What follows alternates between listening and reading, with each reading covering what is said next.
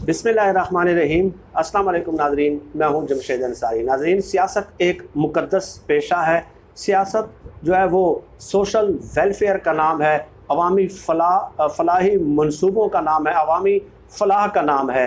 लेकिन दूसरी तरफ आप देखें कि पाकिस्तानी सियासत में जब सियासी जमातें एक चाल चलने की कोशिश करती हैं तो उनका मतमा नज़र और मकसूद व मतलूब सिर्फ़ एक ही होता है कि उससे हमारी सियासी जमात को, मेरी ज़ात को जो है ना क्या फ़ायदा पहुंच सकता है, क्या मुमकिन फ़ायदे हो सकते हैं। चुनांचे सियासी चाल चलते वक्त वो ये बात कतई तौर पे पेश नज़र नहीं रखते कि मेरी इस सियासी जो टैक्टिक्स है उसका अवाम को क्या फ़ायदा होगा या क्या नुकसान होगा। अवामी मफाद का एक नारा तो वो ज़रूर लगाते हैं, ठीक है, लेकिन वो दरअसल होता उनका अपना ज़ाती मफाद है, उस शख्सियत का, उस फ़र्द का या उस सियासी जमात का। लेकिन उस ज़ाती मफाद को अवामी मफाद वो बना के पेश करते हैं और उसके लिए उन्होंने चंद लोगों को हायर किया होता है जो उस पर तज़किया करते हैं, तबसरे करते हैं, आर्टिकल्स लिखते हैं। ये एक तवील बहस है। चुनांचे जब से आप देख रहे हैं कि चीनी स्कैंडल में जब जहांगीर तरीन साहब का नाम आया है तो उस वक्त से वो लंदन में हैं और उन्होंने एक ट्वीट भी किया था कि मैं लंदन में अपने इलाज की गर्ज से हूँ। लेकिन ये बात आप खुद जानते हैं कि वो एक प्रोमिनेंट पर्सनैलिटी है, तो जब कोई इलाज की गर्ज से जाता है तो पहले से अपॉइंटमेंट कंफर्म होती है और ज़्यादा से ज़्यादा 10 से 15 दिन उनके इलाज में लग सकते हैं, क्योंकि वो इस कदर क्रिटिकल मरीज़ भी नहीं है और अल्लाह ताला उन्हें बनाए भी नहीं। सब के लिए हमारी दुआएं हैं। लेकिन तसलसल के साथ जब से वो लंदन की सरजमीन पे उन्होंने कदम रखे हैं तो ये बात दोहराई जा रही है कि नवाज़ शरीफ और जो है ना जहांगीर तरीन साहब का रब्ता हुआ है, दरमियान में कोई थर्ड पार्टी मेडिएट कर रही है, थर्ड पर्सन मेडिएट कर रहा है। तो ये सूरत हाल क्या है। लेकिन एक बात मैं आपको ज़रूर बता दूँ नाजरीन कि इस हुकूमत में दोनों जो है ना कार्नर पे हैं, सियासी लिहाज से, पॉलिटिकल लिहाज से। जहांगीर तरीन साहब का मसला तो खैर उस तरह गंभीर नहीं है और न उसके साथ कंपैरिजन किया जा सकता है नवाज़ शरीफ साहब के मसले के साथ, क्योंकि उन पे बहुत संगीन नोयत के केसेस हैं और आप लोग देख रहे हैं कि अरबों खरबों की जो है वो करप्शन का इल्ज़ाम है उन पे और अदालतों के फैसले भी आ चुके हैं, कन्विक्टेड हैं बाकायदा वो। लेकिन जहांगीर तरीन साहब को भी ये शिकायत ज़रूर हैं कि उन्हें जिस तरीके से कार्नर किया गया, ये उनका ख्याल है कि उन्हें कार्नर किया गया और जिसके खिलाफ भी आप इक़दाम करेंगे तो वो यही कहेगा कि मेरे साथ इंसाफ नहीं हुआ। ये एक मुसल्लमा उसूल है कि कोई भी मुजरिम या मुलजिम जो है जिसके खिलाफ फ़ैसला आता है, आज तक कभी किसी ने कहा कि हाँ जी ये जिंदाबाद ज़बरदस्त फ़ैसला है, कभी किसी ने कहा।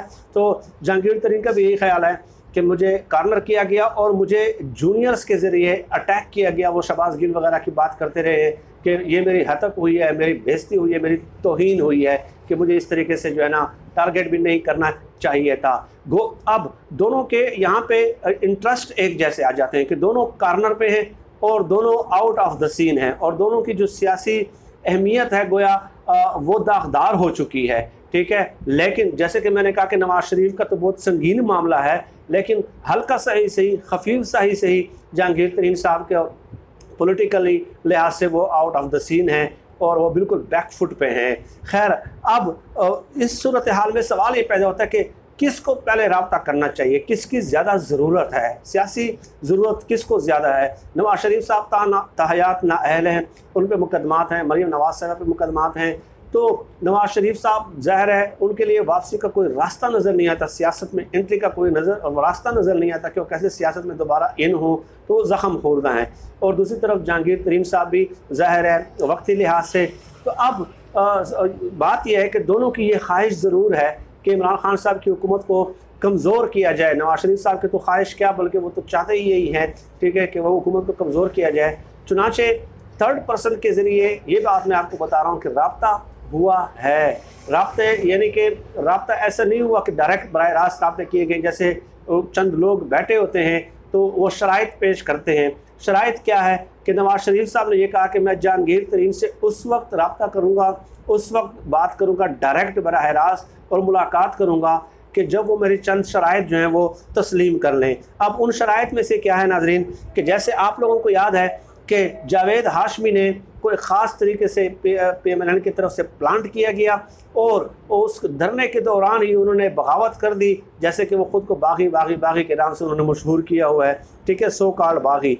तो उसके बाद उन्होंने इल्ज़ामात लगाना शुरू किए कि धरने को जो है ना सपोर्ट कौन कर रहा है, वो सिक्योरिटी एस्टेब्लिशमेंट कर रही है। यहाँ पे भी जहांगीर तरीन से जो पैगाम पहुँचे हैं, ठीक है, जो पैगाम पहुँचे हैं, जो ख्वाहिशात पहुँची हैं नवाज शरीफ साहब की तरफ से, वो ये पहुँची हैं कि आप जो है ना बाकायदा हंगामी प्रेस कॉन्फ्रेंस करेंगे और उस प्रेस कॉन्फ्रेंस में आप बताएंगे कि इमरान खान साहब की हुकूमत को जो है ना कैसे लाया गया, कैसे जो है ना आपको किसने कहा कि आप फलां फलां बंदे जहाज़ों में भर के लाएं, और जो आप हैं प्रेस कॉन्फ्रेंस में ये भी बताएंगे किस तरह कितने आपने पैसे लगाए, किसके कहने पे लगाए, कैसे जोड़ तोड़ होता रहा, हमारे साथ इलेक्शन में क्या हुआ। और इसके अलावा साथ ही साथ दूसरी शर्त ये कि आप ये भी बताएंगे कि मेरे ख़िलाफ़ जो नवाज शरीफ साहब है कि मेरे ख़िलाफ़ जो है ना आप डॉक्यूमेंट्स जमा करते रहे, मतलब आपने पैसे लगाए हैं और आप डॉक्यूमेंट्स मंगवाते रहे, और किस तरह मामलात आपके जो है ना मेरे ख़िलाफ़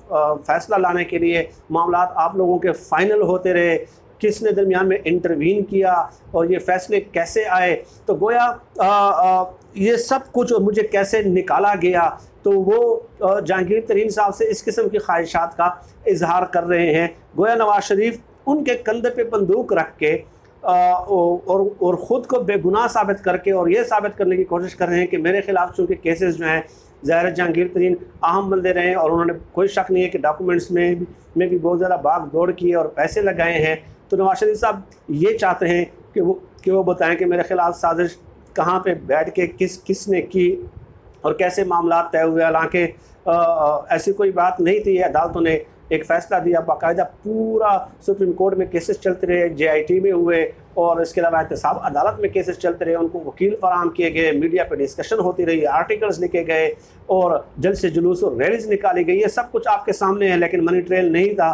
तो अब नवाज शरीफ साहब जहांगीर तरीन को इस किस्म की बातें जो है ना वो उन्होंने पहुँचाई है इनडायरेक्टली थर्ड सोर्स के ज़रिए, लेकिन जाहिर है ऐसी शराइत कभी भी किसी मंतक के लिहाज से मैं आपको बात कर रहा हूँ जहांगीर तरीन साहब तस्लीम कर ही नहीं सकते। गोया वो ख़ुद को पसाल है, ख़ुद को वो पसाल है, लेकिन आपको निकाल दे। क्या बात है इन शरीफ ख़ानदान की, क्या बात है यार, क्या कहें। जहांगीर तरीन साहब की गो के ये बिल्कुल डेफिनेटली बात है कि ख्वाहिश थी कि नवाज शरीफ साहब के साथ मिलें, लेकिन वो ये इसलिए कर रहे थे कि एक पॉलिटिकल प्रेशर टैक्टिक्स वो था, एक टैक्टिक्स थी, एक हरबा था कि सिर्फ दिखावे के लिए कि देखे जी वो उनके साथ मिल रहे हैं।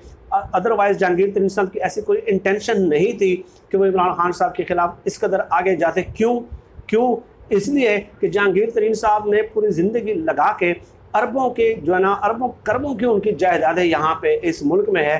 तो वो ये बात जानते हैं कि अगर वो खुल के आएंगे सामने और कोई बयानिया अपनाएंगे तो डेफिनेटली यहाँ पे हुकूमत जो है उनके ख़िलाफ़ कार्रवाई हो सकती है, उनके कारोबारों के ख़िलाफ़, और वो पूरी की पूरी मशीनरी अपने बिज़नेस का पूरा सेटअप उठा के वहाँ पे नहीं जा सकते। सियासत बड़ी संगदिल है नाजरीन, ठीक है। इसमें यार जैसे कि मैंने कहा कि वो पार्टीज़ गौर करती हैं कि मेरा ज़ाती फ़ायदा कितना है, मेरी पार्टी का, मेरा अपनी ज़ाती फ़ायदा पहले, फिर पार्टी का फ़ायदा। अवाम को छोड़ दें, ना वो सोच रहे हैं जहांगीर तरीन साहब, ना ये सोचेंगे। ये बात तय है। और ये इस बात की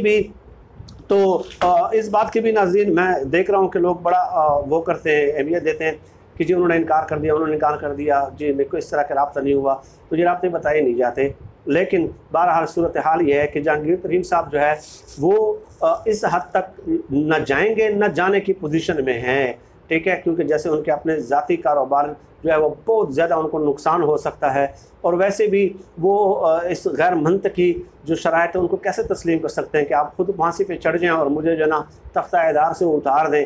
ये इस किस्म की शराइत हैं। तो खैर ये बातें चल रही हैं। और इसके अलावा जो है जहांगीर तरीन साहब ज़ाहिर है वो ये भी जानते हैं कि PMLN की एक पूरी सियासी तारीख़ है, आप उसका मुताला करें, ठीक है, कि कैसे ये लोगों को टिश्यू पेपर की तरह इस्तेमाल करके फेंक देते हैं। और यहाँ पे तो इमरान खान साहब है जो लोग कहते हैं कि उनको इस तरह की सियासत बिल्कुल नहीं आती कि वो इस तरह की ब्लैकमेलिंग वाली सियासत करें। जिस तरह आप देख लें कि लियारी में गैंगस्टर्स के ग्रुप बनाए गए, मारदाड़, और पूरा एक जो है ना कैसे एक कराची की सड़कों पर खून की होली खेली जाती रही। ये बात तो इमरान खान साहब के दुश्मन भी तस्लीम करेंगे कि इमरान खान साहब इस किस्म की तर्ज सियासत न करेंगे, न कर सकते हैं, न कर सकते हैं, ना उन्हें उस कदर इन चीज़ों का इस कदर डेफिनेटली इदराक नहीं है कि कैसे गैंगस्टर्स के ग्रुप बनाएं, कैसे लोगों को टिश्यू पेपर की तरह जराइम करके, उनसे जराइम करवा के फ्रंटमैनों से और उनको इस्तेमाल करके फेंक देना है। तो चुनांचे जहांगीर तरीन के जहन में यह है कि इमरान खान साहब ने गो के या हुकूमत ने गो के मेरे ख़िलाफ़ चीनी स्कैंडल में कार्रवाई की है, लेकिन वो इस हद तक जो है ना वो नहीं गिर सकते जो उन सियासी हथकंडों को इस्तेमाल करें जैसे कि ये दो पार्टीज़ जो हैं वो इस्तेमाल करती हैं कि कैसे लोगों को ये पार करा देते हैं।